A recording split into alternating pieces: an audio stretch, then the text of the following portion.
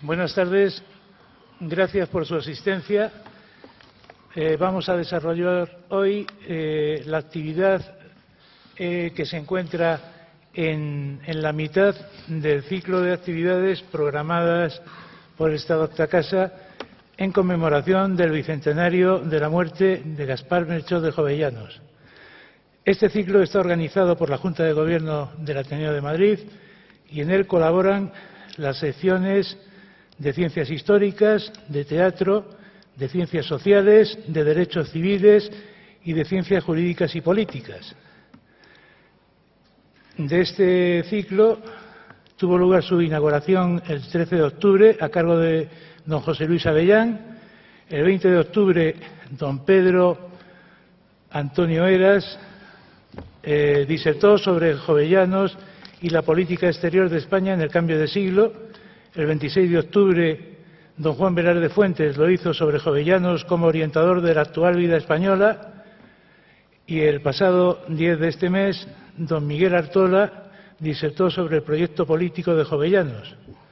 Hoy vamos a realizar una mesa redonda de las secciones que coadyuvan en este ciclo y van a intervenir por la sección de Ciencias Históricas, don Eduardo Huertas, por la sección de Derechos Civiles, don Francisco Castañón, por la sección de Ciencias Jurídicas y Políticas, don Ramón Peralta, y como verso libre, no ha adscrito ninguna sección de esta docta casa, el profesor don Luis Gutiérrez Torrecilla, que es director del ICE de Alcalá, investigador de la historia de la universidad en el siglo XVIII y especialista en estudios de las facultades humanísticas de la universidad y bueno, y también es un especialista en Jovellanos.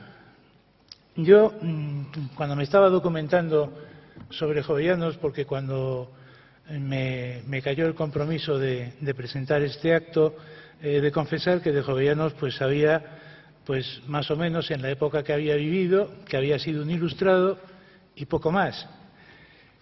En la labor de documentación sobre Jovellanos me he dado cuenta de que era un hombre muy completo, de todo sabía, en muchas materias descollaba y aparte de eso unía a estas bondades de tener un cerebro poderoso el tener lo que he visto que se definía como una bella personalidad, es decir, que era buena persona. De hecho, si nos fijamos en los cuadros que han quedado de él, a mí me llama la atención del cuadro de Goya cuando era ministro Jovellanos, por un lado, la fuerza de expresión de su mirada y después también, ciertamente, que tenía cara de buena persona.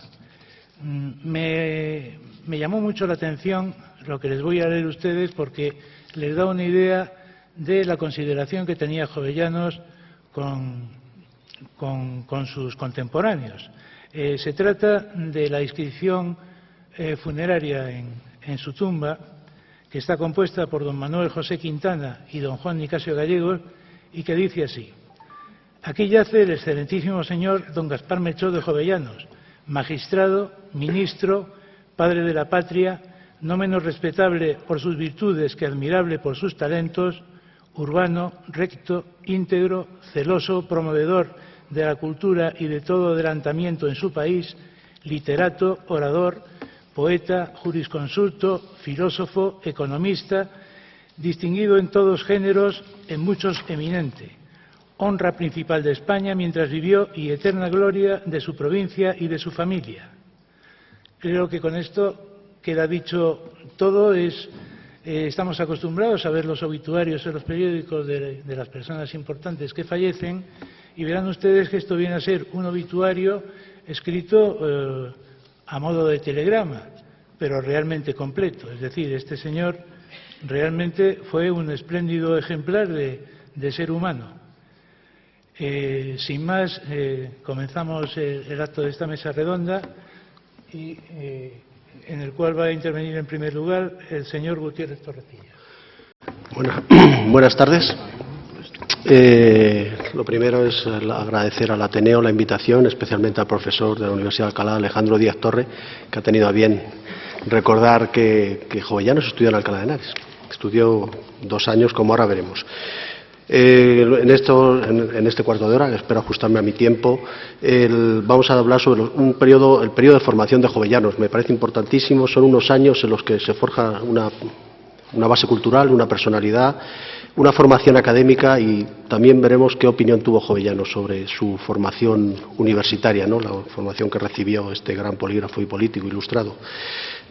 Mis objetivos son 4, pues es contarles un poco los estudios previos que hizo Jovellanos, después su etapa en Alcalá, Alcalaína, tanto como colegial de San Ildefonso, como su paso por las facultades, la red de amistades que tejió en esta época, que fue importante, algunos amigos le duraron a lo largo de toda su vida, y luego el recuerdo que dejó ya cuando fue nombrado ministro de Gracia y Justicia en Alcalá de Henares.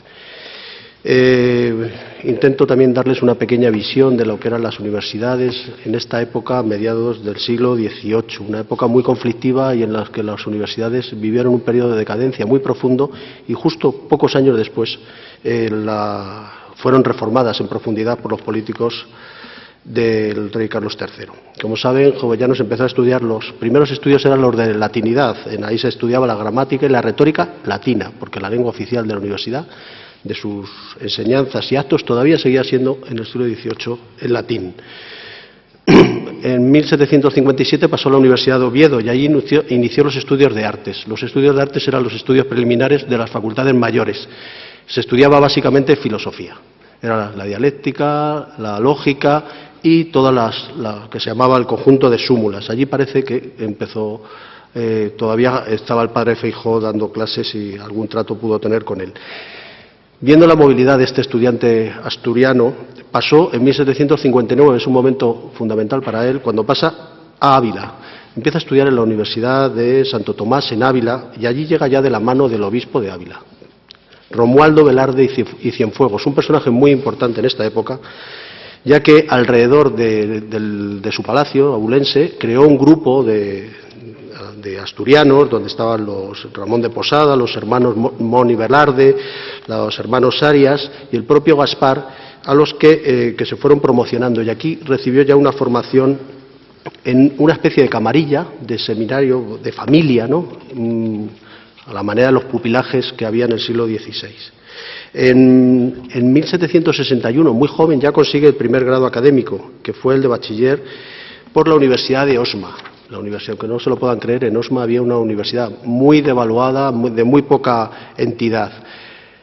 En el año 63 consigue también en la Universidad de Ávila ya el grado de licenciado en cánones. Y aquí ya da el salto fundamental, un salto básico en lo que serían los orígenes de la carrera académica y todo el aprendizaje que realizó Jovellanos.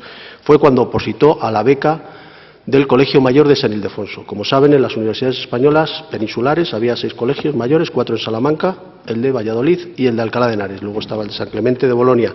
Ser colegial mayor era uno de los privilegios más importantes y que daba acceso no solamente a la beca, como ahora veremos, sino a unas posibilidades de promoción espectaculares.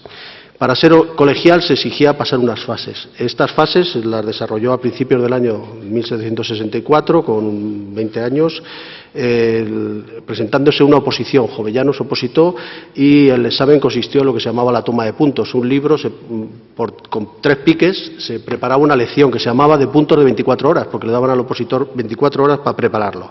Después se leía al día siguiente y los argumentos eran aprobados, en el caso Jovellanos se aprobaron por unanimidad, y después estaba la fase del expediente, podemos llamar más que de limpieza de sangre, pues una averiguación que se hacía sobre el linaje, costumbres, pobreza y otras cualidades del pretendiente a la beca.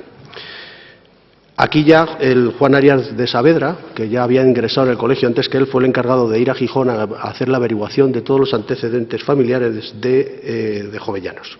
No se conserva este expediente, es una pena, porque ahí tendríamos muchos datos genealógicos que completarían a los que ya son conocidos, pues en la biografía del profesor Caso, de Artola, de Varela, de Manuel Fernández Álvarez. Y ya en este momento Jovellanos entra de colegial mayor.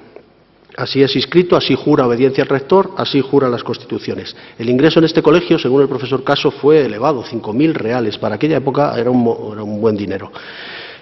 Probablemente en gran parte se debió a las propinas, agasajos y otras fiestas que debió celebrar con sus compañeros. El disfrute, la beca, ¿qué daba derecho una beca en un colegio mayor? Pues daba derecho a vivir en el colegio, a tener todos los gastos pagados, alojamiento, vestido, dinero y a entrar a formar parte de la capilla del colegio. La capilla era el órgano que dirigía el colegio, que en el caso de Alcalá además era el órgano que dirigía la universidad. De hecho, el rector del colegio de San Ildefonso era rector de la universidad. También le daba acceso no solo a las habitaciones, al refectorio y todo esto, sino a una espléndida biblioteca, al monetario de la universidad. El monetario era una colección de monedas riquísimas, a la armería, y probablemente sería un momento en que Jovellanos empezaría a leer con bastante fruición. No tuvo cargos en el colegio. Sabemos que fue simplemente conciliario, que era una persona de apoyo para el rector del colegio. Pasó el primer año en Alcalá, de 1764 a 1765, y después estuvo casi un año fuera de Alcalá. Él llevaba ya 8 años fuera de Asturias y volvió a su tierra, según nos dijo Ceán Bermúdez, su primer biógrafo contemporáneo de él. El segundo curso lo pasa en Alcalá, y aquí es cuando él empieza a intentar hacer lo que era el currículum académico típico, ¿no? Empieza a tener relaciones con todos sus compañeros, el lobby asturiano, ¿no? Aquí en 1765, aunque Cadalso, que era militar, reside por unos meses en Alcalá y ya le conoce, probablemente fue Cadalso el que le introdujo en el tema de la poesía, y dentro del colegio pues entabló relaciones con un grupo pequeño de colegiales asturianos. En 3 siglos del colegio, solamente no llegó al 3% de colegiales que lo eran asturianos, porque este colegio tenía una implantación en lo que era la antigua diócesis de Toledo. Casi todos los colegiales eran naturales de Toledo, diócesis de Sigüenza, en todo caso de Burgos, Tarazona, bastantes navarros, porque en la zona de Navarra no había una universidad importante.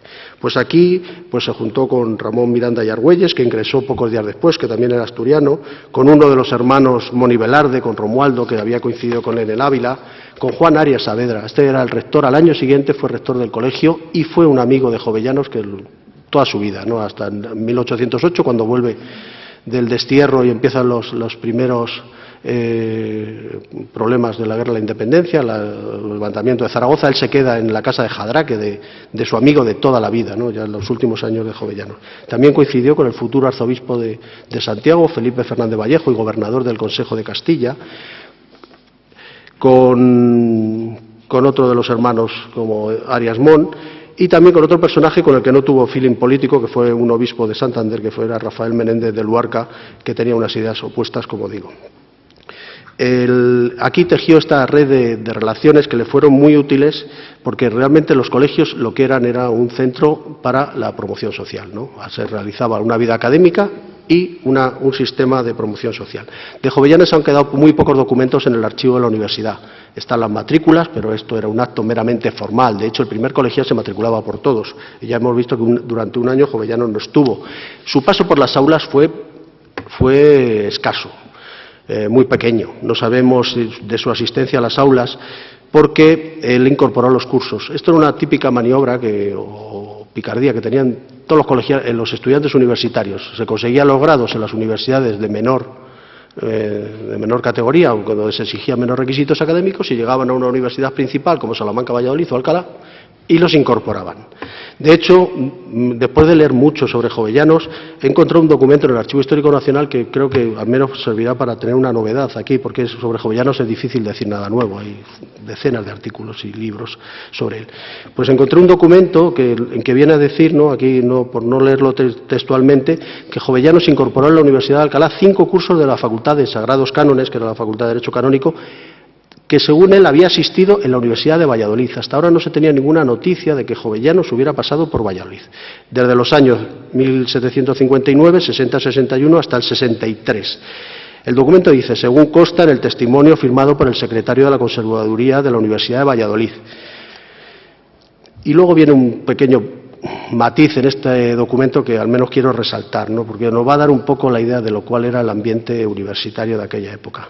Dice el mismo documento, dice, sin embargo, de no figurar expresamente en dicha certificación que los cursos habían sido aprobados, lo que su señoría, en este caso el rector y en este caso el amigo de Jovellanos, dispensaba por su auto y le daba autorización para que se le despachase el grado de bachiller en cánones por la Universidad de Alcalá, que era el grado más importante. Este grado lo consiguió en diciembre de 1764. El libro registro se ha perdido y no podemos encontrar, no podemos localizar, porque es el único libro de todos los libros, de una serie de 12 libros que se ha perdido de esta época. Jovellanos, a partir de ahí, pues sigue sus pasos del currículum típicamente académico.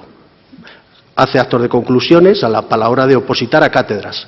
Antes de opositar a cátedras se valoraba mucho haber sido catedrático sustituto y de hecho Jovellanos estuvo unos cuantos días, porque no llegó ni a meses, supliendo a dos catedráticos, uno de la cátedra de Cretales Mayores y otro de la de Sexto, que eran dos asignaturas, dos cátedras. En aquella época cabe recordar que las cátedras en Alcalá, en este caso, eran de regencia, eran cátedras que duraban 6 años y era muy típico poner catedráticos sustitutos. Y ya él oposita, en 1767 oposita por primera vez a una de las cátedras, pero de hecho los colegiales mayores hicieron un monopolio de estas cátedras porque eran las que mejores salidas profesionales daban. Y Jovellanos quería hacer lo que habían hecho todos sus compañeros de colegio, ser primero catedrático, era el primer paso del trampolín que luego permitía acceder a un buen cargo en la administración. Opositó, pero en esta cátedra de la decreto se presentaron 32 opositores y no sabemos si llegó a hacer los ejercicios, pero sabemos con seguridad que no consiguió la cátedra. Todos los méritos académicos, esto era muy común en todos los colegiales, todos imprimían a su costa, en este caso a costa del colegio, una relación de méritos académicos, que era con la que iban presentando a todas las oposiciones para los cargos a los que se presentaban. Desconocemos por qué Jovellanos se marchó de Alcalá. Las noticias que hay es que él tuvo una crisis porque estaba orientada a los estudios de Derecho Canónico, le habían ofrecido una canonjía doctoral en la Catedral de Tui y dejó la universidad. Lo normal era que los estudiantes acabaran los colegiales el periodo de beca, que era 9 años, o sea, les tenían cubiertos durante 9 años toda la carrera académica. Jovellanos no llegó a conseguir el grado de licenciado ni de doctor, o por lo menos no tenemos constancia, porque él ya se encaminó hacia la jurisprudencia, vio que el tema del derecho canónico no debía satisfacer intelectualmente y se encaminó hacia más la jurisprudencia, la magistratura, y de hecho el primer cargo que se le ofreció, por el que se trasladó, fue en 1767 la plaza de alcalde de la Cuadra de la Audiencia de Sevilla. Jovellanos habló muy poco después sobre su vida universitaria. Él tuvo un sentimiento, podemos decir, contrapuesto. Él desde muy joven ya había sido una persona inquieta y era un ilustrado. Hay dos hechos. En 1765 el secretario de Gracia y Justicia, que era Muñiz, que era colegial de San Ildefonso, fue sustituido por Roda. Y entró en conflicto el bando colegial y el bando manteísta.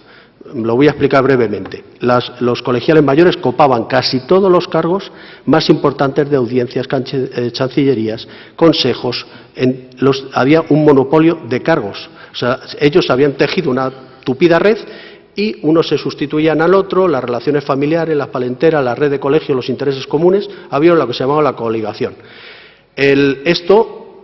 Los políticos ilustrados desmontan este sistema, que tenía dos pilares. Uno, los jesuitas. Los jesuitas en 1767 son expulsados. Probablemente Jovellanos vio la expulsión de los jesuitas en Alcalá, que fue un acto hecho con nocturnidad y alevosía.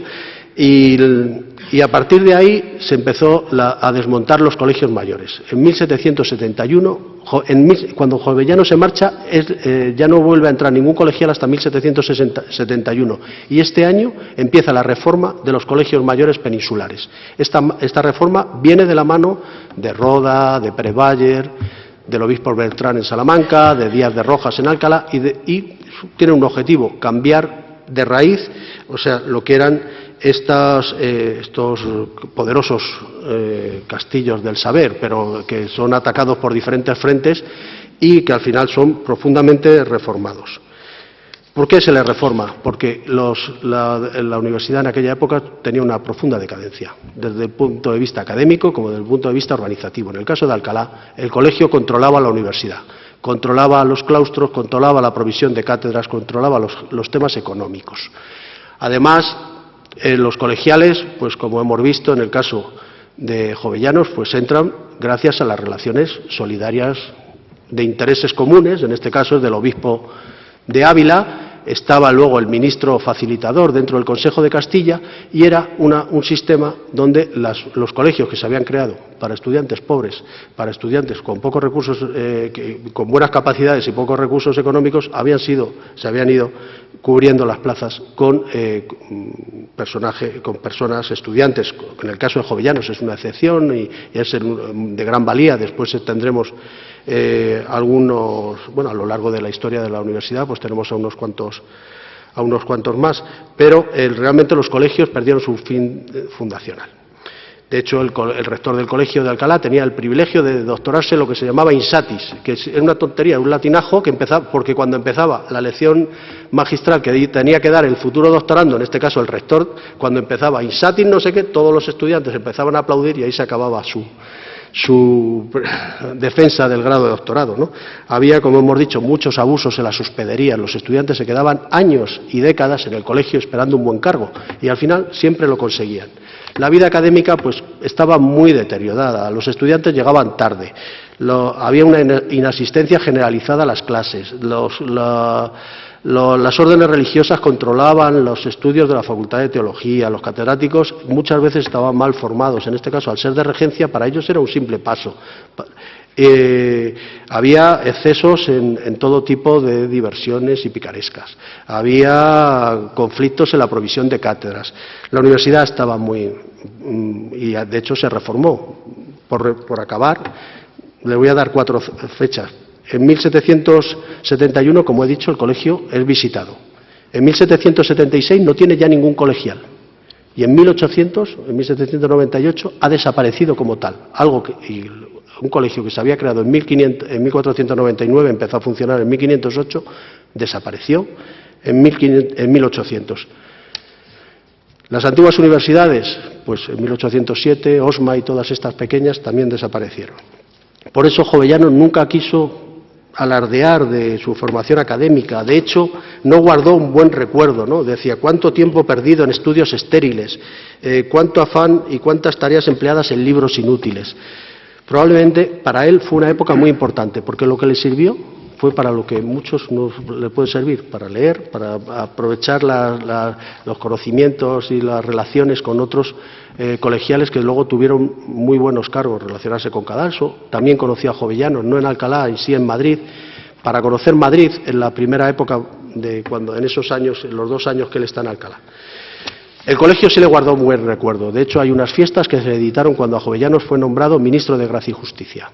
Se pueden descargar a través de Google Book y fue el último, el canto del cisne del colegio. Fue la gran fiesta entre el colegio. Dilapidó los pocos bienes para honrar a uno de sus colegiales más famosos. Realmente, con estas fiestas el colegio muere. En 1800 el colegio prácticamente había desaparecido. Y Jovellanos pues le guardó un buen recuerdo. Habló de sabios, pero realmente nunca mencionó mucho aquella etapa. Bueno, muchas gracias y nada más.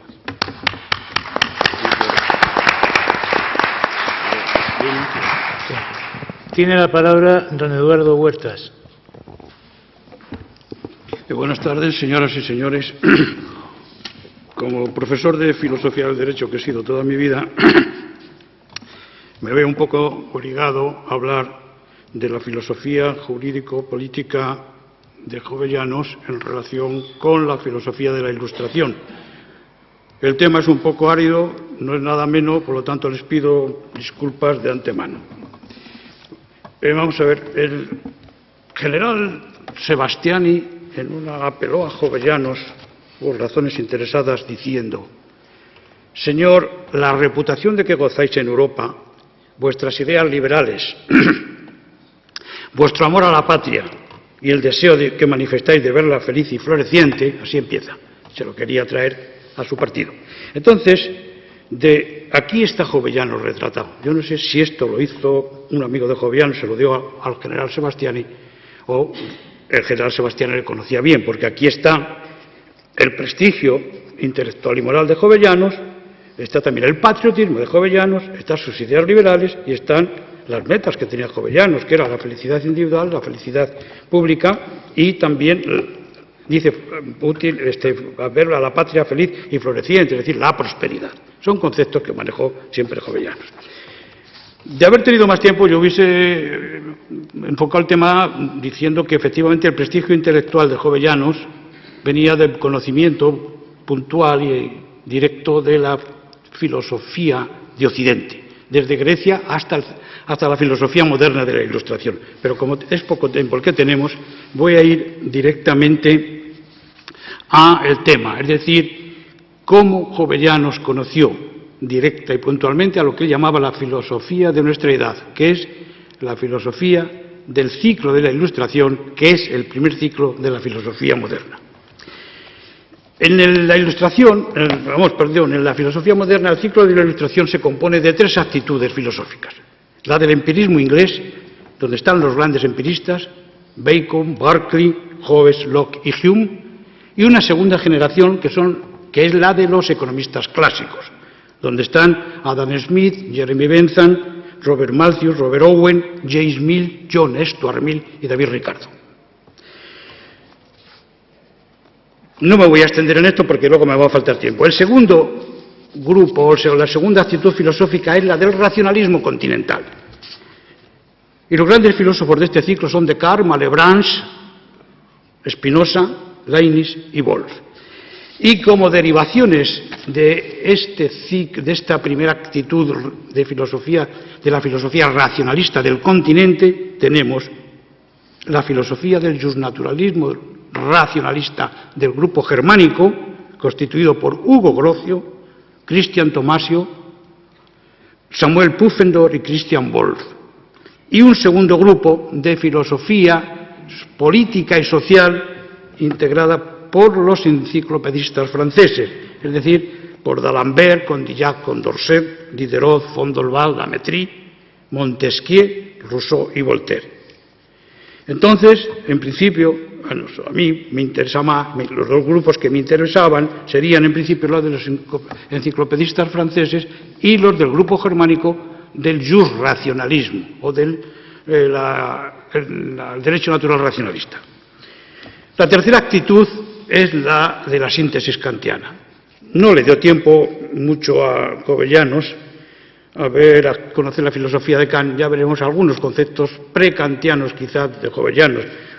Kant era 20 años mayor que Jovellanos y no he visto yo referencias de Jovellanos a Kant.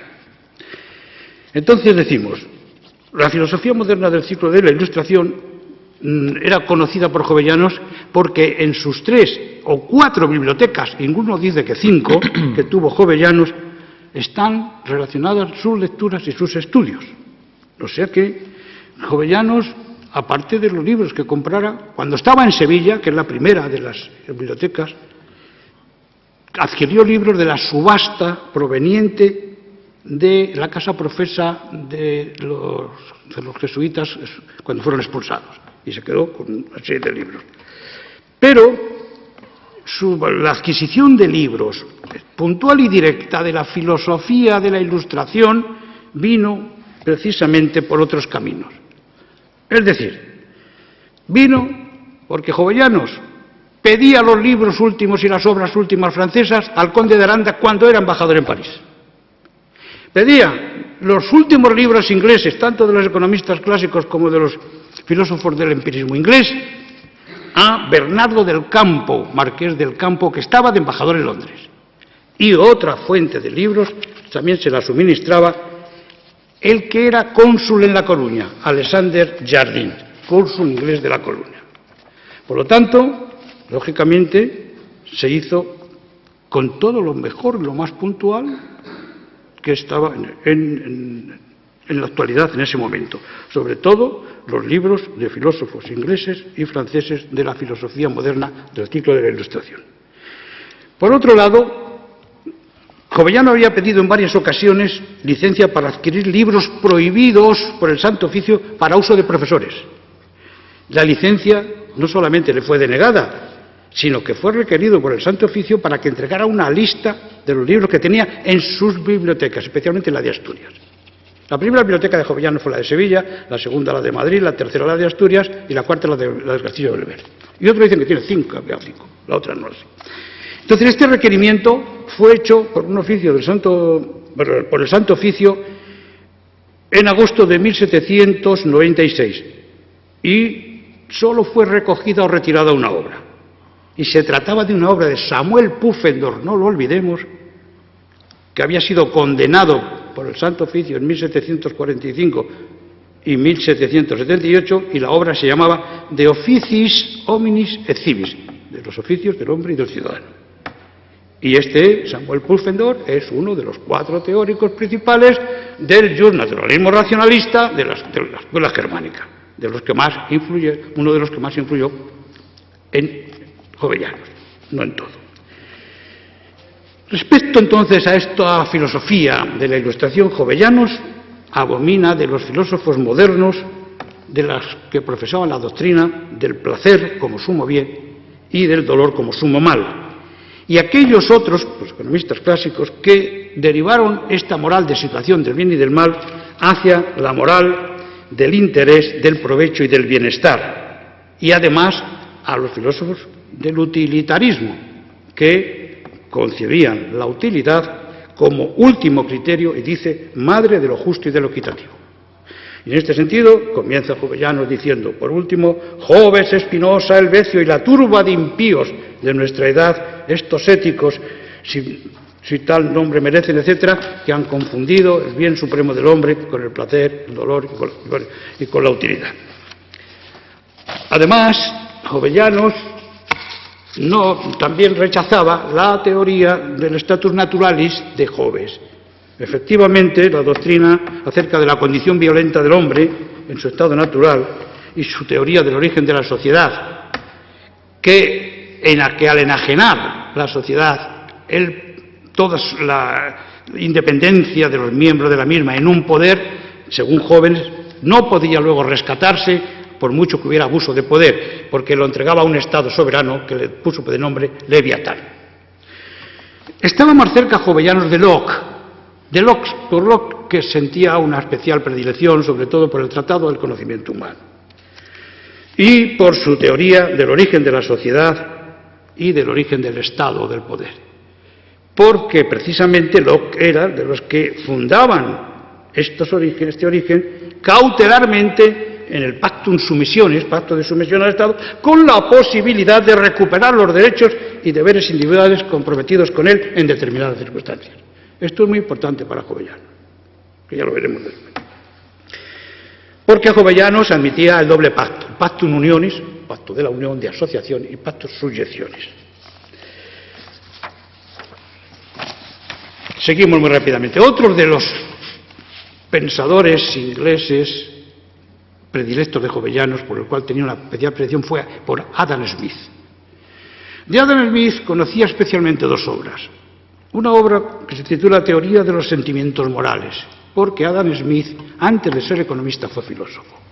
Y esta obra pertenecía a la filosofía práctica la teoría práctica de Adam Smith, Teoría de los sentimientos morales, donde explica la moral del interés, del utilitarismo, etcétera. Y la obra fundamental de Adam Smith, que Jovellanos leyó 3 veces, estudió 3 veces, una en inglés y 2 en francés, fue La riqueza de las naciones.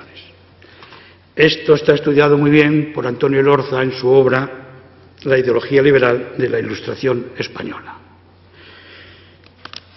Evidentemente, si seguimos el tema de Adam Smith, veremos que estamos en una perspectiva liberal, individualista, veremos cómo las leyes del Estado no tienen otro objeto que proteger el libre juego de los intereses individuales y que consideraban cualquier tipo de intervención del Estado como nociva para el individuo y para la sociedad. Efectivamente, también estudia Antonio Elorza, también otros autores como Maraval, etcétera, la predilección que tenía Jovellanos por Montesquieu y las dudas que le suscitaba Rousseau, los dos enciclopedistas fundamentales. Entonces, hay varias reminiscencias, varias remisiones en las obras de Jovellanos, sobre todo en la ley agraria y en otras, hacia la obra de Montesquieu, el espíritu de las leyes. Y respecto a Rousseau, Jovellanos confiesa que no le gustaba en principio el contrato social. El Emilio o la educación, bueno, lo pasaba. Y respecto a las confesiones, dice exactamente, es un libro que me merece un juicio poco favorable. Evidentemente, Jovellanos admiraba a Montesquieu bastante más que el espíritu de leyes que a Rousseau. Pero de aquí hemos de tener en cuenta que hay una nomenclatura jurídico-política que adoptó Jovellanos de estos dos pensadores de la Ilustración francesa, los enciclopedistas, y es que, bueno, cuando se refiere a Jovellanos al concepto de ley, lo toma como una expresión de la voluntad popular, que eso es rousseauiano, ¿no? De la voluntad popular, de la voluntad general, perdón. Y efectivamente admite el equilibrio de poderes de Montesquieu. Por lo tanto, eso es lo que yo puedo decir con respecto a esto. Y vamos ahora hacia el tema principal, que es el justnaturalismo racionalista. Por eso de que Jovellanos, efectivamente, aparte de los martirios al que le han sometido las diversas y extremas y contradictorias interpretaciones por uno y por otro, parece que se le empieza a considerar, por ejemplo, por Maravall y Antonio Lorza y algunos profesores jóvenes que han hecho tesis doctorales, a Jovellanos se le considera como un liberal del sector de la magistratura. Y dicen que era el más liberal de los ilustrados, o el ilustrado más liberal. Entonces, por eso, porque es precisamente el liberal de la magistratura, es por lo que me voy a detener un poco más en la teoría jurídica, más que en la política, al que he hecho ya unas referencias anteriores.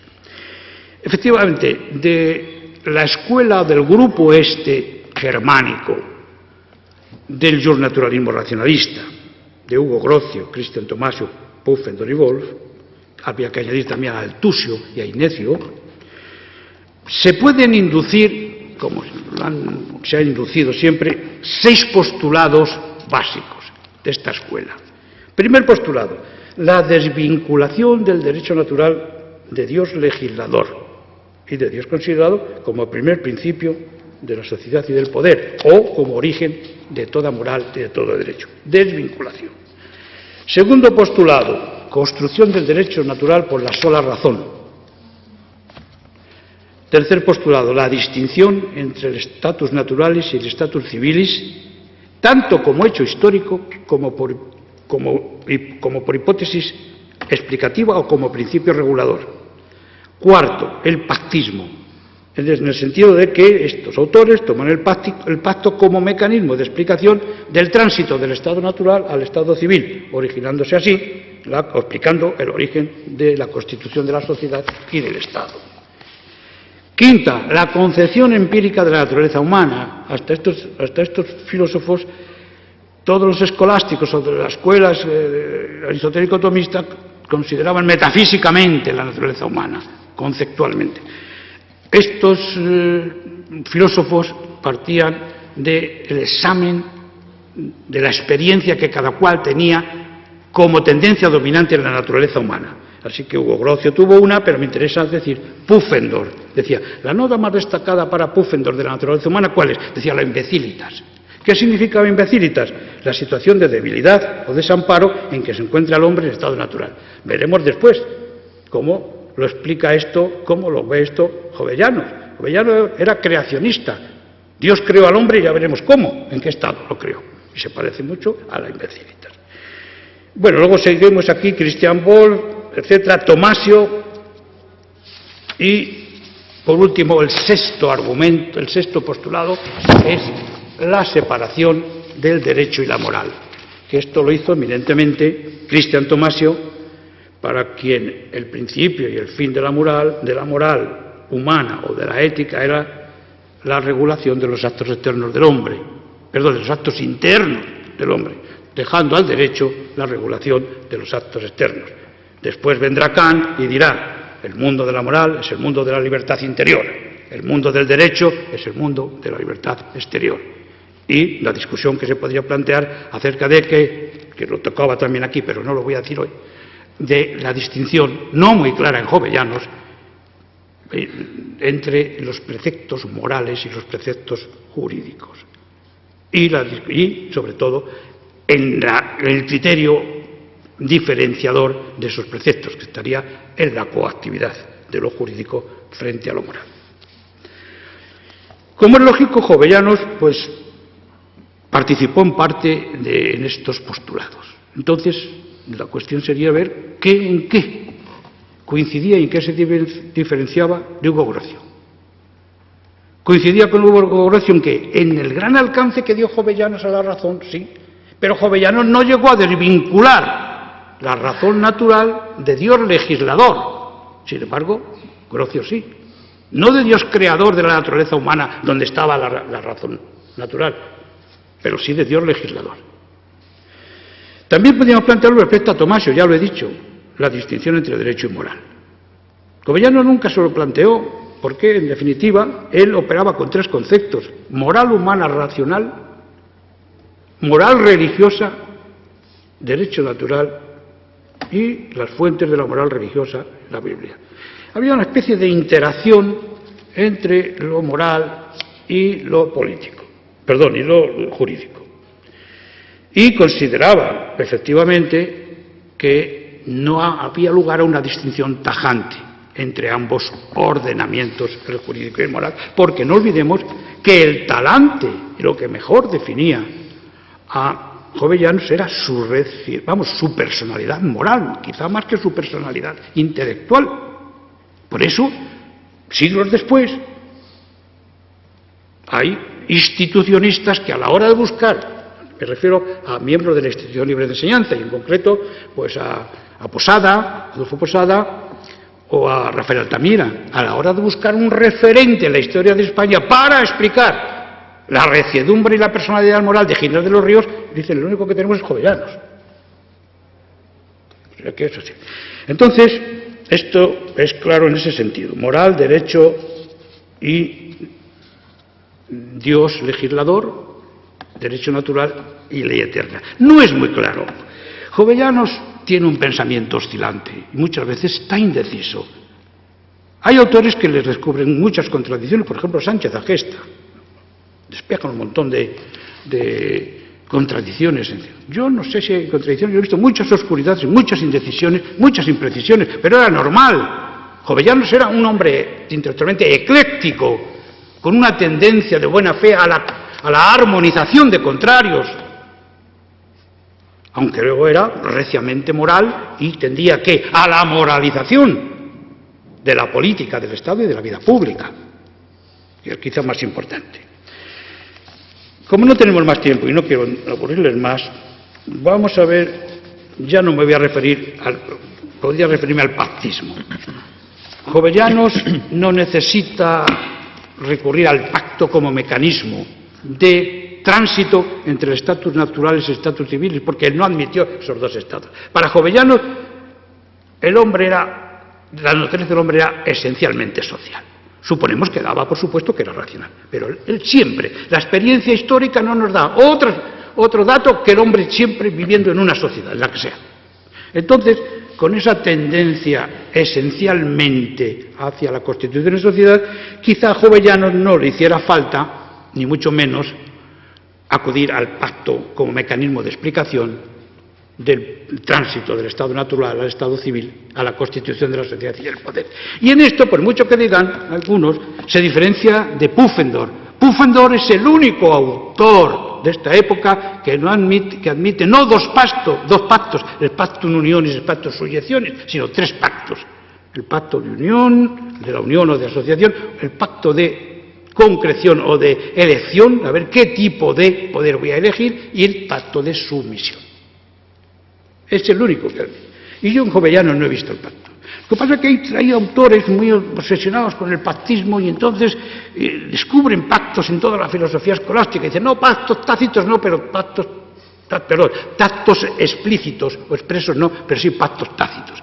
Yo en la filosofía escolástica, el único autor que he visto con pactos tácitos ha sido Francisco Suárez en España, que admitía el pacto de unión y el pacto de sujeción.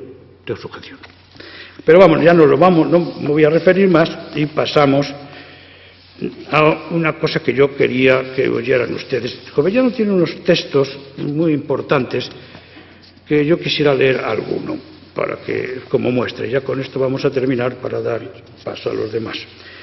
Los textos fundamentales que se refieren al fundamento, a la base de las cuestiones políticas y jurídicas. Estos textos son algunos destinados a este estado que se llamaba status naturalis, pero les dije, como Jovellanos era creacionista, dice, figuraos, acordaos de la imbecilitas de Samuel Pufendorf, dice, el hombre condenado por la providencia al trabajo nace ignorante y débil, sin luces, sin fuerza y no sabe dónde dirigir sus deseos, dónde aplicar sus brazos. Pero claro, la diferencia con Pufendorf viene así. Sin embargo, dice, el Criador ha depositado en el espíritu del hombre un gran suplemento a la debilidad de su constitución, la capacidad de observar, de comprender, de dominar la naturaleza y las virtualidades intrínsecas que tiene la razón humana, que en esto Jovellanos le dio un gran alcance.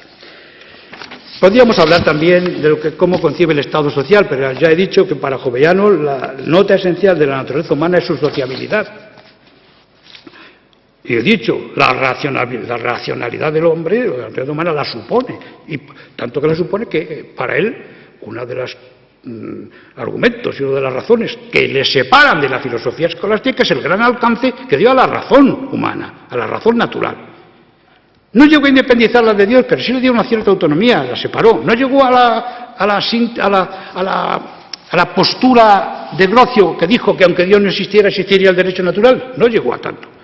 Porque Jovellanos nunca juró y siempre admitió Dios creador de la naturaleza humana y Dios legislador último de toda moral, todo derecho. Y por último, permítanme, bueno, también podríamos hablar de los derechos sociales, pero permítanme un texto importante para mí, que es el que llamo el texto de la teoría de las porciones y del residuo. Se lo voy a leer porque yo creo que es lo que mejor tiene Jovellanos en esta materia que estamos tratando. Dice, en efecto, las relaciones de los hombres no pueden ser oscuras ni dudosas, pues toda asociación bien constituida, sociedad, supone una autoridad que la dirija. Ya estamos. La asociación y la constitución de la sociedad. Una fuerza que la defienda y una colección de medios que sustente. De aquí que todo miembro de una asociación, o de una sociedad, por el hecho de nacer y pertenecer a ella, debe, primero, sacrificar una porción de su independencia para componer la autoridad pública. Segundo, una porción de su fuerza personal para formar la fuerza pública. Tercero, una porción de su fortuna para juntar la renta pública. Este texto, lo curioso que es. Y dice, y en la reunión de estos sacrificios están los elementos esenciales del poder y del Estado. Estos sacrificios. Sí que estamos hartos de sacrificios actualmente. Dice, sigue, pero el Estado, en cambio de estos sacrificios, debe a todos y a cada uno de los miembros la protección necesaria para que goce en plena seguridad del residuo, primero, de su independencia, segundo, de su fuerza, tercero, de su fortuna individual. Y pues este gobierno supone una jerarquía y funciones atribuidas a cada uno de sus miembros, y orden y límites en el ejercicio,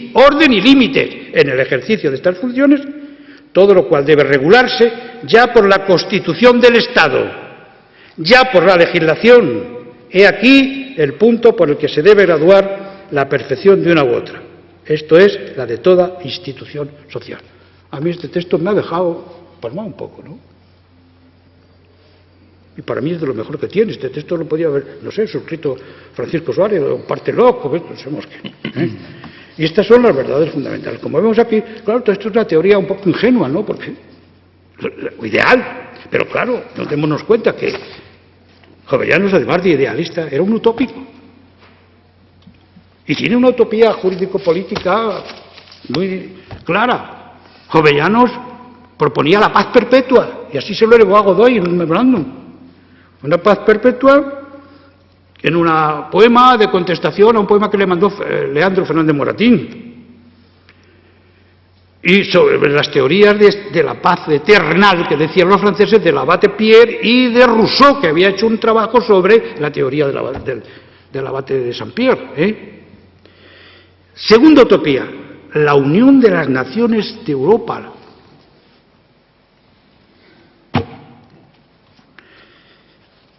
Y tercera teoría, un lenguaje universal. Esto ya eran unas ideas de Leibniz, que Leibniz ya sabéis quién era, uno de los filósofos importantes del relacionismo continental, y de Diderot. Vean ustedes, si en este sentido, Jovellanos, que era intelectualmente ecléctico, es decir, que había bebido, había cogido todo, no sincrético, que sincrético, una persona sincrética la que justapone una cosa otra, no, Jovellanos había asimilado en parte. No con mucha claridad en muchas cosas, porque hay muchas confusiones, efectivamente, indecisiones y sobre todo oscilaciones. Y a veces, cuando habla de la ley natural, de la ley eterna, parece que me resuena a la tradición, no sé, no solamente tomista, clásica del cardenal Cayetano, sino también a parte de San Agustín. Por lo tanto, era un hombre esencialmente ecléctico, que no llegó a todo, porque era un enciclopedista en parte, ¿no? Pero no un sincretista. Con una tendencia natural a la conciliación, intelectual y vital, la conciliación. Jovellanos nunca utilizó el término armonización. La armonización vino después con la filosofía armónica del clausismo y ahora con la Comunidad Económica Europea, que hay que armonizar las legislaciones de Europa y las de los Estados. Ya está. Y luego, ya sabemos que moralmente era un hombre de un rigor y de un ejemplar moralismo, con el propósito de moralizar, ya lo he dicho, la vida política, la política, el Estado y la vida pública. Y para eso se le ofrecieron dos vías: la vía liberal de Montesquieu y la vía democrática de Rousseau. Él se dirigió más por la vía liberal de Montesquieu, porque la vía democrática de Rousseau, en principio, luego al final habríamos que discutir, le daba miedo. Muchas gracias.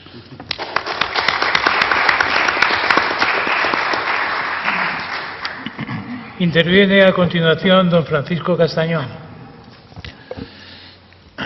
Bueno, buenas tardes.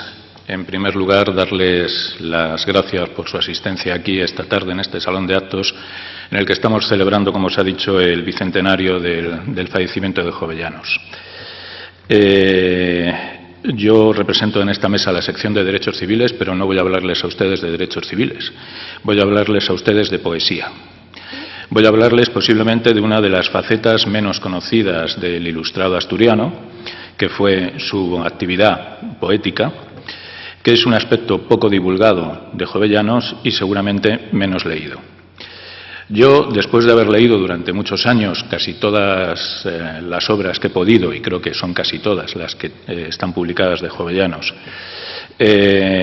a través sobre todo de la estupenda labor que hizo el profesor Caso reuniendo sus obras completas, yo voy a hacer una afirmación que puede ser polémica, pero pienso que Jovellanos, ante todo, fue un poeta. Y ahora explicaré por qué. Jovino, que es así como firmaba Jovellanos, era el sobrenombre que utilizaban muchos poetas neoclásicos. Ellos elegían un sobrenombre para firmar sus poemas, en este caso Jovellanos eligió Jovino. Dedicó durante toda su vida un gran esfuerzo a cultivar la poesía. No la abandonó nunca. La creación poética es donde él, en mi opinión, vuelca su yo privado, su yo íntimo, frente al ciudadano público. Es decir, a ese ciudadano público que era el prohombre de la Ilustración, el político, el historiador, el jurisconsulto, el hombre al servicio del Estado, el hombre que pertenecía a las distintas reales academias que se habían fundado entonces, etc. En este sentido, Jovellanos creo que sintió la necesidad de crear y por encima de todo sabe que la poesía es aquello que trasciende, lo que permanece, lo que se transmite de alma a alma. Su producción poética, en mi opinión, no tiene nada que envidiar a la de otros poetas de su tiempo. No tiene nada que envidiar, creo, pues a Barbero, a Cienfuegos, a Meléndez Valdés, quizás sí a Quintana, pero claro, lógicamente Quintana fue el gran príncipe de las letras de finales del siglo XVIII y sobre todo de principios del XIX. Y su producción poética, la producción poética de Jovellanos, se concreta actualmente, son los textos que tenemos, en 60 poemas. 60 poemas, no son muchos, y además uno de ellos es una traducción del poema El paraíso perdido de Milton. Claro, muchos de estos poemas tienen 20 versos, pero hay otros muchos que llegan hasta los 360 versos, con lo cual son poemas muy largos, que en ocasiones incluso se titulan epístolas o se titulan oraciones, que prácticamente son casi discursos poéticos, ¿no?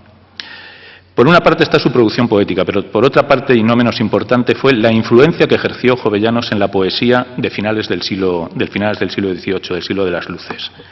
No solamente aleccionó a sus amigos, sino, como bien dice el profesor John Paul, profesor de la Universidad de Berkeley, inició una renovación de la poesía castellana. Jovellanos publicó durante su vida muy pocos poemas. Sus poemas circulaban entre sus amistades y un reducido número de lectores, pero claro, eran lectores muy cualificados, eran lectores con una gran formación, con una gran cultura, que de alguna manera, entre comillas, pertenecían a esa élite ilustrada de aquella época, ¿no? Y en este sentido no quiero dejar pasar a hablar de un tema que me parece importante, y fue lo que se ha denominado la gran catástrofe de los papeles de Jovellanos. Hoy conocemos estos 60 poemas, son los que tenemos. Muchos de ellos fueron quemados por el propio Jovellanos, como luego comentaremos, pero luego hay muchos más papeles, mucha documentación de Jovellanos que desapareció o que no fue suficientemente cuidada, bien por las guerras, tanto la guerra de la independencia como posteriormente por la guerra civil, o por otros temas. Hasta tal punto que prácticamente muchos documentos que conocemos hoy en día de la obra de Jovellanos los conocemos gracias a la labor que realizó don Julio Somoza, ¿no?, que recopilando textos casi un siglo después de la muerte de Jovellanos, cuenta una anécdota curiosa que refleja el profesor Caso en sus obras completas, y es como cuenta Julio Somoza que se encontró manuscritos de Jovellanos que estaban siendo utilizados como papel de envolver en algunas tiendas de Gijón. Es difícil continuar hablando de la poesía de Jovellanos sin hablar de lo que fueron las nuevas ideas que llegaron con la Ilustración durante todo el siglo XVIII, que se fueron fraguando durante todo el siglo XVIII. Porque durante todo el siglo XVIII hubo una gran guerra fría entre los sectores más conservadores de la nobleza y el clero y otros sectores que propugnaban por unas ideas distintas, por el progreso y por la modernización de nuestro país. Y en este sentido el siglo XVIII empieza con dos obras importantes, o hay referencia a dos obras importantes. Una fue la Poética de Luzán, donde se pone en solfa a muchas de las grandes estrellas de la literatura del antiguo imperio, y por otra parte el Teatro Crítico de Feijoo, que fue una obra voluminosa, que influyó mucho, creo, en muchos autores del siglo XVIII y en la sociedad del siglo XVIII, y de la que, curiosamente, desde que se escribió hasta la muerte de Feijoo, se llegaron a vender hasta 500.000 ejemplares de esta obra. O sea, que en aquel entonces fue un gran bestseller del siglo. En este momento, bueno, tenemos por poner algunas pinceladas, ¿no? La prensa comienza a ejercer tímidamente de cuarto poder, recriminando la ociosidad de los nobles, defiende la igualdad de todos los ciudadanos ante la ley, censura la desmesurada riqueza de la Iglesia. Hay personajes como Pérez Baller, Jorge Juan o el padre Isla que denuncian el analfabetismo generalizado, que denuncian la intolerancia de determinadas instituciones, que denuncian la actividad de la Inquisición. Recordar aquellos versos de Marchena en la que dice: más de 3 siglos hace que el sangriento, infame tribunal del Santo Oficio a España oprime con furor violento. El coronel Cadalso animó a Jovellanos a escribir poesía, pero creo que Cadalso nunca supo lo que sufrió Jovellanos por escribir poesía. Para Jovellanos un poema tiene que estar rigurosamente acabado en todas sus dimensiones. Y de hecho el agotamiento, el azar, el desvío hacia otras actividades resolvieron la forma que conocemos hoy de sus poesías. Sus poemas, sin embargo, están llenos de frases bellas y bien torneadas, voces propias, expresivas y selectas. No se le pueden reprochar torpezas, como por ejemplo a Félix María de Samaniego en la configuración de su discurso poético. De hecho, Jovellanos introduce un lenguaje moderno en la poesía y empieza a introducir palabras de la vida diaria. Por ponerles un ejemplo muy rápido, en uno de sus poemas, por ejemplo, es la primera vez que se introduce el tema de las diligencias, ¿no? Es decir, saben ustedes que entonces se viajaba en coche de caballo y, sin embargo, nadie había tocado ese tema hasta que llega Jovellanos y lo introduce en uno de sus poemas, ¿no? Para Jovellanos, en la poesía es fundamental una cuestión, que es la corrección y el pulimento. Él realiza una autocrítica casi desmedida de su producción poética. Si ustedes ven los manuscritos de la poesía de Jovellanos, son manuscritos llenos de tachaduras, llenos de revisiones, tachaduras sobre tachaduras, incluso hasta los manuscritos donde encontramos ya la versión definitiva de algunos poemas, están cambiados, están tachados, están corregidos. Para Jovellanos la poesía es una tarea artesanal, ¿no? Y, por ejemplo, en una de sus cartas lo comenta así, ¿no? Dice: es preciso cuidar desde las consonantes y vocales y el contraste de unas y otras, la cantidad y el número que componen cada palabra y el lugar conveniente dado a cada una, hasta la colocación de aquel acento principal que hace como cesura en el endecasílabo. Y efectivamente, hay poemas, por ejemplo, que de tanto corregirlos, desde que son escritos hasta que los vemos publicados, prácticamente son poemas distintos, siendo el mismo. La epístola al Paular, escrita en la Cartuja del Paular, a poco más de 80 kilómetros de Madrid, nace como un poema amoroso y, sin embargo, termina 2 años después como un poema moral. Para Jovellanos hay algunas cuestiones muy importantes en su poesía. La musicalidad y la armonía son fundamentales. El lenguaje de la poesía es verdaderamente musical, escribe, y sus notas se señalan en el sonido de todos los elementos de la palabra. Por eso, como cuida tanto sus poesías, cuando encuentra erratas, una vez que ya están impresos, le produce un enorme dolor este tema. Sufrir de erratas era uno de los sufrimientos que tenía Jovellanos, y así lo expresa en sus cartas. Pero Jovellanos lo que propone y lo que provoca, a mi juicio, en la poesía de final del siglo XVIII, es algo importante. Provoca un cambio de rumbo. Para Jovellanos, como prácticamente para casi todos los ilustrados, es fundamental la ilustración pública. Y, por lo tanto, Jovellanos insiste una y otra vez en que es necesario darle una función didáctica a la poesía, lo que entonces se denominaba con una palabra que era didascálica, función didascálica de la poesía. Y para ello lo primero que dice es que hay que cambiar el verso. Se escribía entonces con un abuso importante del heptasílabo, que es un verso mucho más ligero, por el endecasílabo, que es un verso mucho más pausado y que lo introduce precisamente para completar esta función, ¿no? Y así lo escribe a sus amigos de la Escuela Poética de Salamanca, que es la escuela que, por otra parte, de alguna manera resaltará a finales del siglo XVIII como, digamos, la escuela más importante de la poesía española, ¿no? Y así dice: y no os extrañéis que del eolio canto, cansada ya su musa, se convierta el compás lento y numeroso que ama tanto la didascálica poesía. Y propone un abandono de la lírica amorosa en beneficio de temas filosóficos o de temas épicos. Y no solamente dice esto, sino que es que a estos amigos de la Escuela de Salamanca les dice no solamente cómo tienen que escribir, sino sobre lo que tienen que escribir, ¿no? Y así a Fray Diego Tadeo González le dice que cante las virtudes inocentes que hacen al hombre justo. A Fray Juan Fernández de Rojas a ensalzar al inmortal Guzmán, o a siglos en héroes y altos hechos muy fecundos. Esa función didascálica de la poesía yo creo que se ve sobre todo en una carta fundamental, que es la carta que escribe a su hermano Francisco de Paula Jovellanos, que es una carta que solamente les voy a leer un trocito nada más, un pequeño párrafo, pero que es una carta donde prácticamente está el meollo de todo lo que fue y será la poética que quiso delinear Jovellanos. Entre esta carta y otra carta que está escrita en forma de verso a sus amigos de la Escuela de Salamanca. En este caso, Jovellanos dice: «La poesía amorosa me parece poco digna de un hombre serio. Estamos obligados a guardar unas costumbres más austeras. Exige el pueblo de nosotros un porte juicioso y una conducta irreprensible. Estas razones me obligaron a entregar al fuego la mayor parte de mis versos y a sepultar en el olvido esos pocos». Es decir, Jovellanos tiene muy claro dos cosas, y es que es necesario cambiar, como decía, el rumbo de la poesía, y que, por otra parte, las élites ilustradas del siglo de las luces, las élites ilustradas de ese momento, tienen que guardar, como dice aquí, un porte juicioso y una conducta irreprensible. Es decir, tienen que ser el faro que guía y en el que se mire, y el espejo en el que se mire ese pueblo al que quieren modernizar y al que quieren situar en la línea del progreso.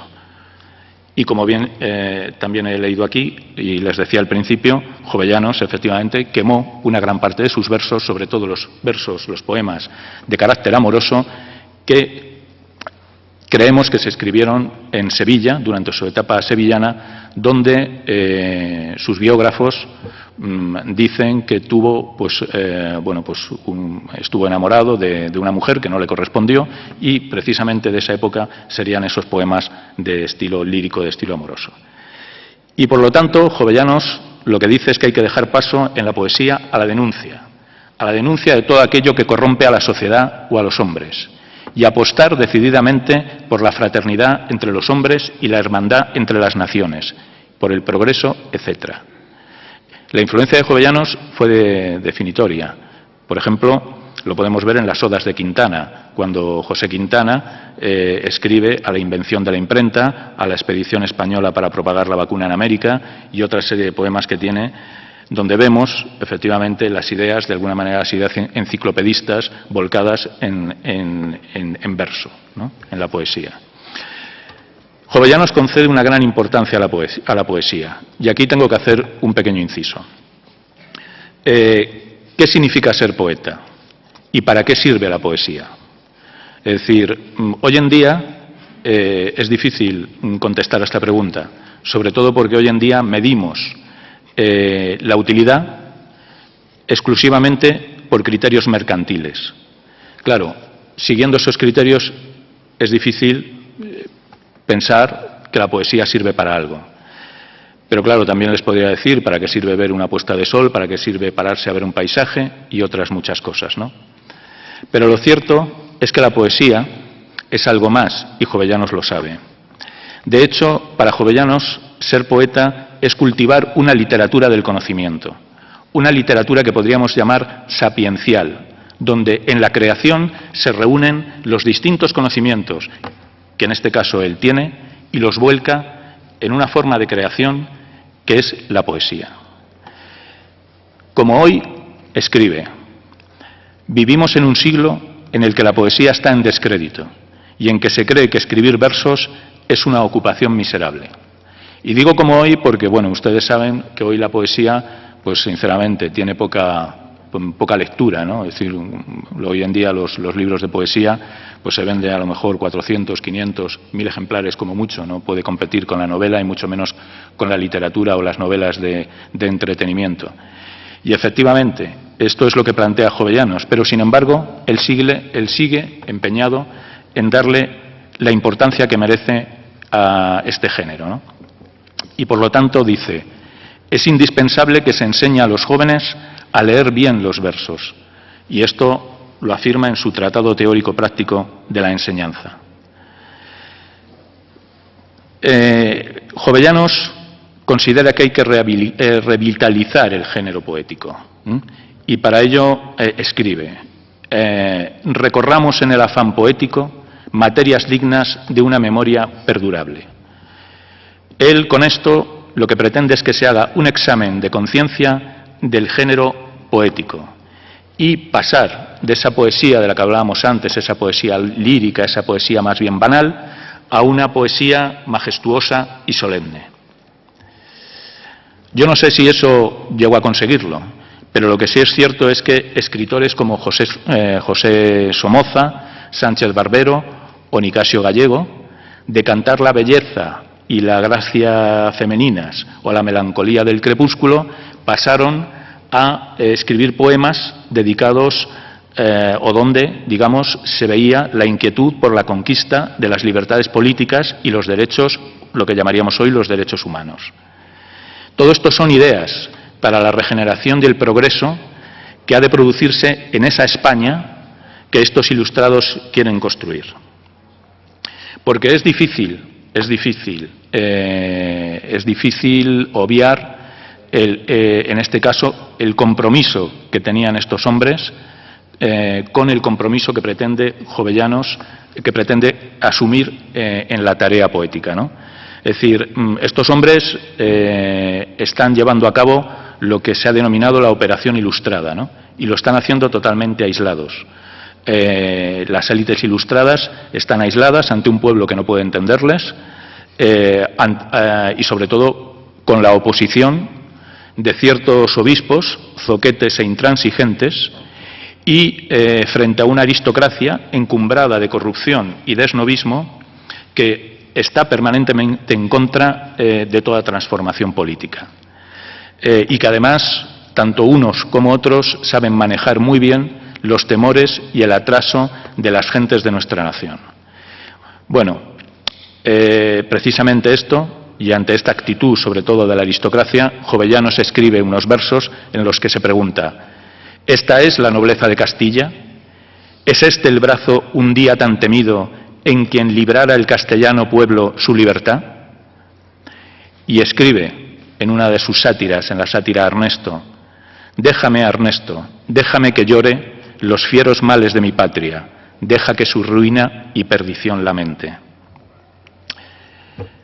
Por ir acabando, comentarles que Jovellanos siempre daba, de alguna manera, ejerció un liderazgo importante en toda esta la poesía de finales del siglo XVIII, pero sobre todo siempre daba en la diana a la hora de emitir un juicio que además era siempre asumido por la mayoría de aquellos que de alguna manera asumían ese liderazgo suyo, ¿no? Y una de las cuestiones anecdóticas en este sentido pues fue esa pregunta, ¿no?, que hizo en su momento Masson sobre aquello de qué es lo que ha hecho España por Europa. Realmente, el artículo de Masson tampoco era tan importante. Quiero decir, había habido otros y anteriores que habían expuesto, que habían puesto en solfa o que habían intentado agrandar la leyenda negra de España y atacar a España, de alguna manera, resumiéndolo en esta pregunta que pronuncia Masson, ¿no? Y bueno, ustedes sabrán seguramente que a partir de esta pregunta una serie de intelectuales de aquella época, una serie de personajes de las élites ilustradas, nuestro embajador en París, etcétera, etcétera, el Forner, quieren contestar a todo esto de alguna manera más con el corazón que con el cerebro. Pero lo cierto es que Jovellanos, en medio de todo digamos, esta polémica, sentencia de la siguiente manera: deje usted, le objeta a Trigueros, uno de los que contesta a Masson, deje usted que los extranjeros nos muerdan, deje usted que otros nos apologicen bien o mal, escriba usted obras útiles que serán nuestra mejor apología.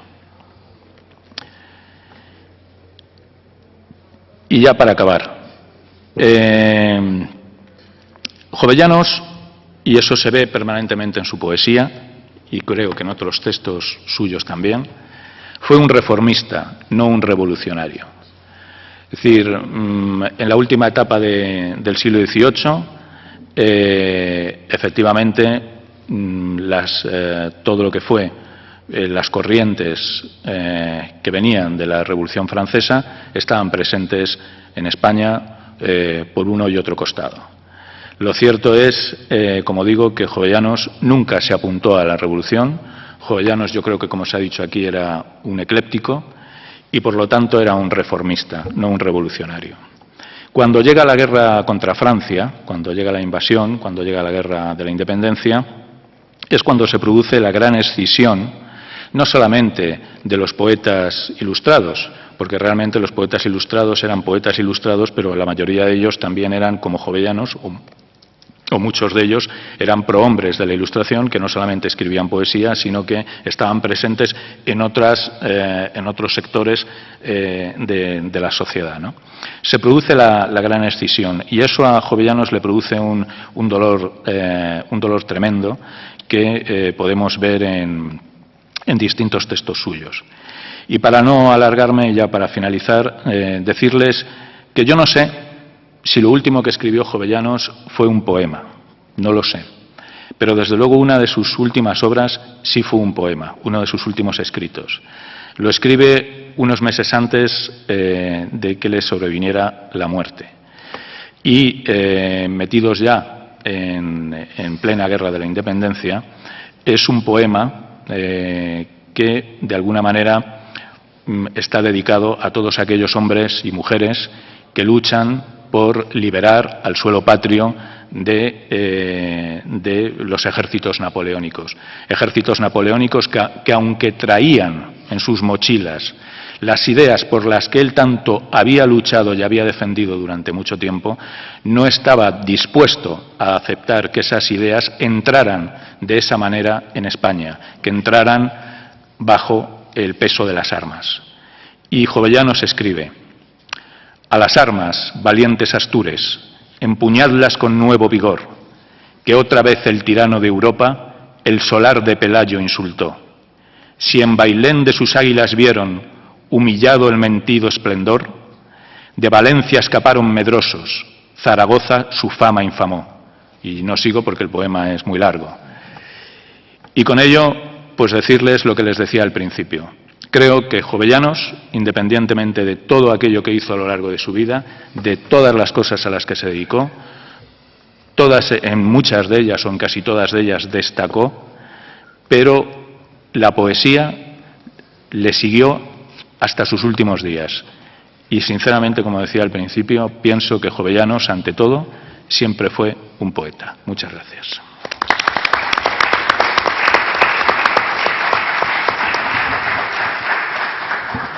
Quiero significarles a ustedes que, con posterioridad a la intervención del ponente que lo hace en último lugar, que es don Ramón Peralta, tendrán ustedes la oportunidad de hacer alguna apostilla o alguna aportación o alguna pregunta a cualquiera de los ponentes de esta mesa. Tiene la palabra don Ramón Peralta. Muchas gracias. Buenas tardes a todos. Y bueno, yo me voy a referir quizás a un aspecto político de la vida de Jovellanos, pero lo voy a hacer desde luego muy al margen de cierta interpretación progresista, entre comillas, que se ha hecho del personaje a posteriori, sobre todo en el siglo XX, y que en mi opinión tiene muy poco que ver con lo que era realmente Jovellanos. Porque ¿qué era Jovellanos? Vamos al ser de Jovellanos. Jovellanos era un hidalgo patriota e ilustrado, un cristiano viejo imbuido de espiritualidad católica. Esa es la realidad del ser, de la persona Jovellanos.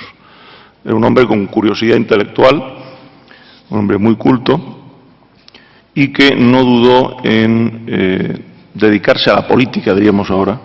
Además, en momentos, sobre todo a lo que yo me voy a referir, sus últimos 3 años, en momentos muy críticos, ¿no?, de la vida nacional, ¿no?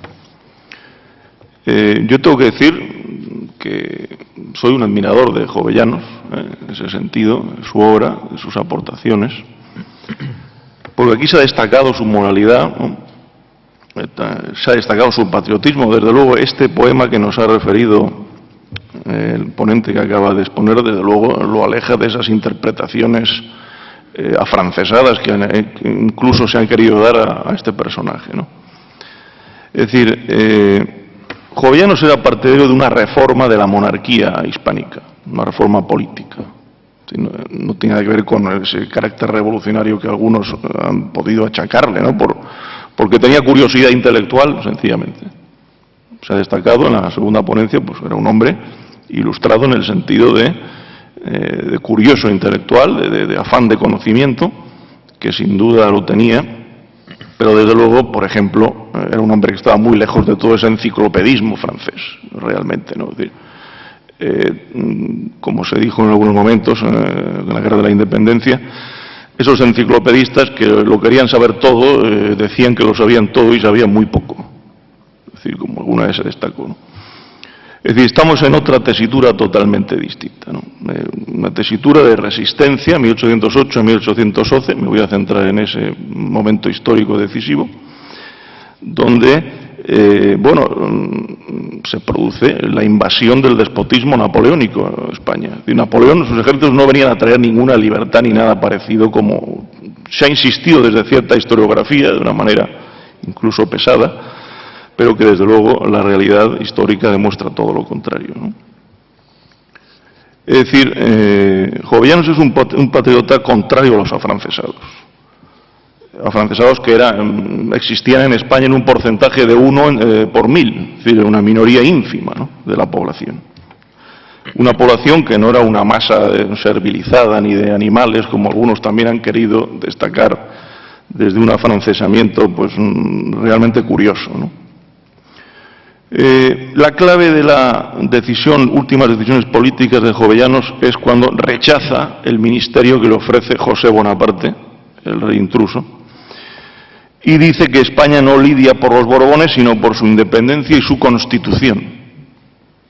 Era un hombre que sabía muy bien dónde se estaba y de qué tradición venía y cómo se podía reformar la monarquía sin acudir a enciclopedismos foráneos, etcétera, etcétera, ¿no? Él parte de la Constitución histórica, ¿no?, vulnerada por el despotismo borbónico. O sea, Constitución histórica del rey y las cortes de esa tradición política castellana y aragonesa, tradición política hispánica de la monarquía limitada, que dinastías extranjeras estaban pues destruyendo realmente, ¿no? Y desde luego el reinado de Carlos IV y el de Fernando VII lo demostraban, ¿no?, las nefastas aportaciones de estos monarcas, sobre todo Carlos IV al nombrar a Godoy como el jefe de gobierno, diríamos ahora, una decisión desastrosa para España. Godoy era sencillamente un guardia de corps que por, atajo sexual llegó a la jefatura del gobierno por su relación con la reina en aquel momento. Y Godoy es el que metió preso a Jovellanos, y el que a través de toda una serie de pactos con Napoleón condujo a España pues a una ruina de su hacienda, que había mejorado notablemente el reinado de Carlos III, al desastre de Trafalgar y a otra serie de desastres, ¿no? Desde luego hay una anglofilia en el aspecto político en Jovellanos, ¿eh? Él valora la monarquía limitada inglesa como una que desde finales del siglo XVII se está desarrollando desde hacía un siglo en Inglaterra, la valora muy positivamente, tiene buenos amigos ingleses, sobre todo Lord Holland, famoso Lord Holland, pues con el que se carteaba y tenía una gran relación personal destacada. Otra cosa es lo que hacía realmente Lord Holland en España, pero el caso es que había una relación intensa. Lord Holland también estimaba la monarquía limitada hispánica, que había sido, sobre todo desde Carlos I y sobre todo Felipe II en adelante, había ido siendo progresivamente destruida por el absolutismo, porque realmente Jovellanos es contrario al absolutismo y al jacobinismo, que lo considera realmente otra forma de despotismo, ¿no? Se ha citado Rousseau, desde luego él está en las antípodas de Rousseau. Vamos a ver, su planteamiento político sí que evidentemente considera positivamente a Montesquieu, que es un admirador de la monarquía limitada inglesa, también donde desarrolla su principal obra de ese estudio. Pero Jovellanos no quiere saber nada de ese mundo jacobino, revolucionario, ateo, como lo llama muchas veces, que viene de determinados sectores de Francia, ¿no? Él es un conservador, básicamente, un liberal conservador. Es un poco el inicio del liberalismo conservador, ¿no?, en la época contemporánea. sobre todo cuando su actuación en la Junta Central, que fue muy importante, esas juntas locales que resisten a Napoleón y a su hermano intruso que coloca como rey de España. Él es miembro de la Junta Central y un miembro muy destacado, con una gran formación política y jurídica, y él es el que propone y defiende a capa y espada que se convoquen unas Cortes Generales y Extraordinarias. Por eso son sus últimos 3 años decisivos, porque es el final de su vida y es su testamento, y es lo que él pensaba y quería para España, ¿no? Porque al desaparecer el rey legítimo, la soberanía revierte a la comunidad del pueblo. Teoría política de la Escuela de Salamanca, una teoría política de la teología cristiana hispánica, ¿no? Entonces, la manera de convocar a ese pueblo que retoma la soberanía al derrumbarse al desaparecer el rey legítimo, pues se hace acudiendo a la convocatoria de una gran asamblea nacional, las Cortes españolas, que no por nada fueron las primeras cortes representativas que hubo en Europa a finales del siglo XII, ¿no? Las Cortes de León de 1188. Entonces, él promueve que se convoquen unas Cortes Generales y Extraordinarias, en definitiva, unas Cortes Constituyentes. Esas Cortes que se reúnen en Cádiz suponen el poder constituyente originario del pueblo español. Ni mencionar esa carta de Bayona, que, bueno, una carta otorgada por un rey intruso que no merece ni la más mínima reflexión. En este punto, Jovellanos la ignoró totalmente. Y además protagoniza la instrucción, la redacción de la instrucción electoral de 1 de enero de 1810 para elegir a esos diputados constituyentes, que reconoce el sufragio universal. Todos los ciudadanos españoles mayores de 25 años, avecindados en su localidad, tienen derecho a elegir representación para esa asamblea tan relevante. Es una de las primeras normas donde se reconoce el sufragio universal en la historia de Occidente, algo que mucha gente pasa por alto, ¿no? Sufragio universal en 3 grados, parroquia, partido judicial y provincia, de unas elecciones que increíblemente se celebraron en el 80% del territorio español, que en ese momento era el escenario de una guerra a muerte contra el invasor napoleónico. Es decir, en un proceso realmente memorable, diría yo, de origen de la sociedad política contemporánea española, ¿no? Por lo tanto, su función política es decisiva al vencer los obstáculos que había en la Junta Central por parte de algunos elementos más retardatarios, de que no querían unas Cortes Generales, que qué podía pasar ahí, y además de aprobar una legislación electoral, la primera de España, que reconocía como un derecho natural el derecho de los españoles como ciudadanos a elegir representantes, todos los mayores de 25 años, varones avecindados, empadronados en su localidad, ¿no? Esta es una de las aportaciones finales realmente relevantes de Jovellanos, ¿no? Como digo, Jovellanos es un poco, digamos, el padre del constitucionalismo conservador, ¿no? Porque él rechaza el absolutismo totalmente, igual que rechaza el jacobinismo. Él se quiere colocar en un centro en relación al pueblo al que pertenece, ¿no? Y el etos del pueblo español está muy lejos de ese enciclopedismo francés, evidentemente. Es un pueblo católico, de cristianos viejos, que tiene un arraigado concepto, pues, de la autonomía municipal, de la participación vecinal, y todo eso él lo quiere salvar y proyectar en un nuevo orden político, ¿no? En una reforma de la monarquía que supere el despotismo francés. En buena medida, el despotismo es algo que ha venido a España desde Francia, básicamente. Por lo tanto, su rechazo a Napoleón era absoluto, es decir, ese ejército jacobino despótico con el que él no tenía nada que ver, absolutamente.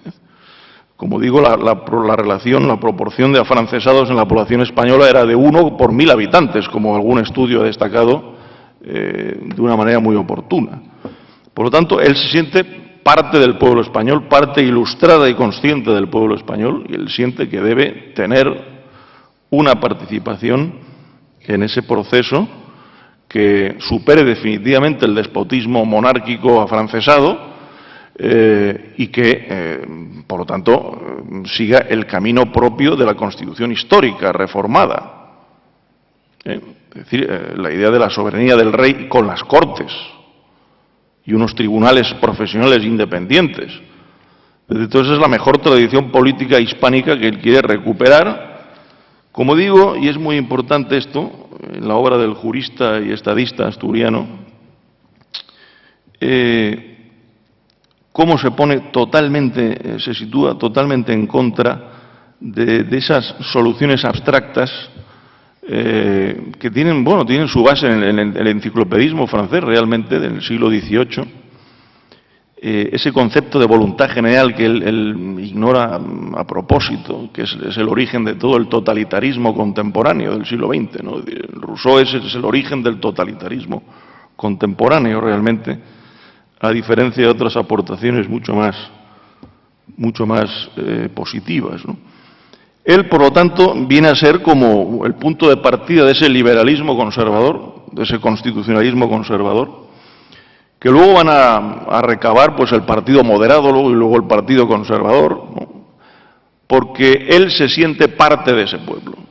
Él no quiere ser una cosa extraña y pedante, afrancesada, lo tiene muy claro, y él piensa que él tiene que estar con su pueblo y nutriéndose de las raíces políticas de la tradición hispánica.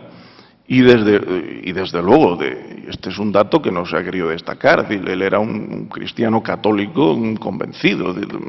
Esas Cortes de Cádiz reconocen la realidad del pueblo español, sencillamente. Es decir, no había que ir a los cenáculos o despachos de los enciclopedistas franceses para resolver el futuro de España.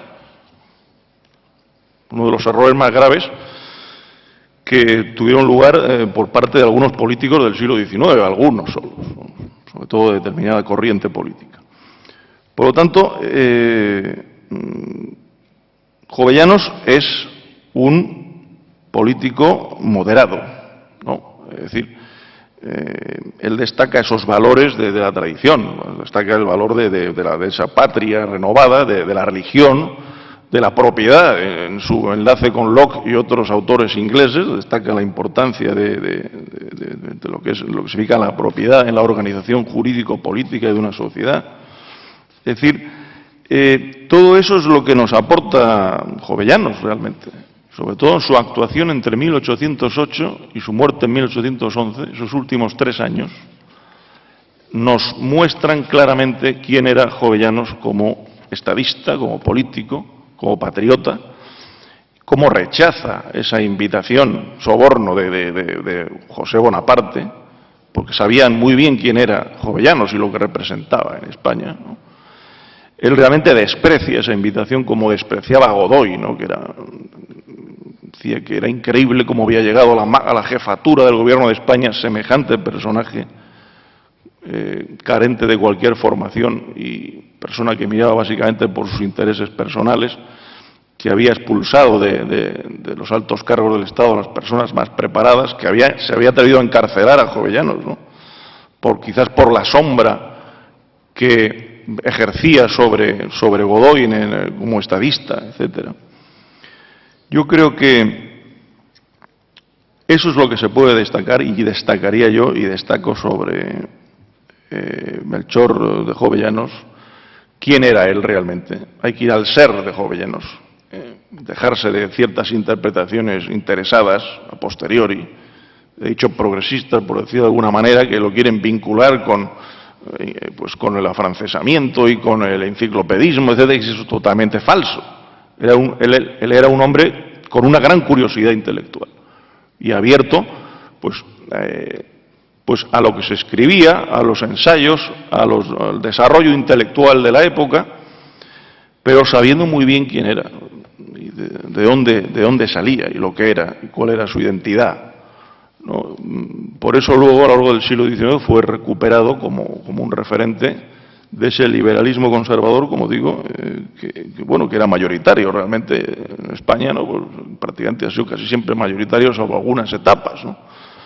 Con lo cual, el valor de esta figura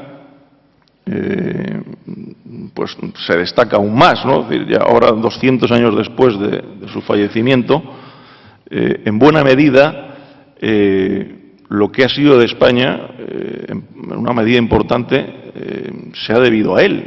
Es decir, nada más que por su papel tan destacado en la convocatoria de esas Cortes de Cádiz, del origen, del poder constituyente originario del pueblo español, que él fue realmente el principal promotor, aparte de otras obras que tuvo como ensayista. Pues el tema fue un hombre muy preocupado por el desarrollo material de España, ¿no? Es decir, la cuestión de la tierra, a la colonización de América, es decir, tiene muchas facetas en este sentido que sería interminable referirlas aquí. Sencillamente, esto es lo que quería destacar yo de Jovellanos como ese estadista de los últimos 3 años de su vida, concretamente de esas aportaciones tan relevantes en un momento crítico de España, como era la única invasión que ha habido en nuestro país desde que se forma a finales del siglo XV. No olvidemos que aquello fue una invasión jacobino-napoleónica que venía a implantar una especie de protectorado aquí, y él se opone frontalmente a eso. O sea, él, yo, en ese sentido lo interpreto, está muy lejos de esa visión político interesada y acomplejada de lo que significaba, decir, el afrancesamiento. Muchas gracias.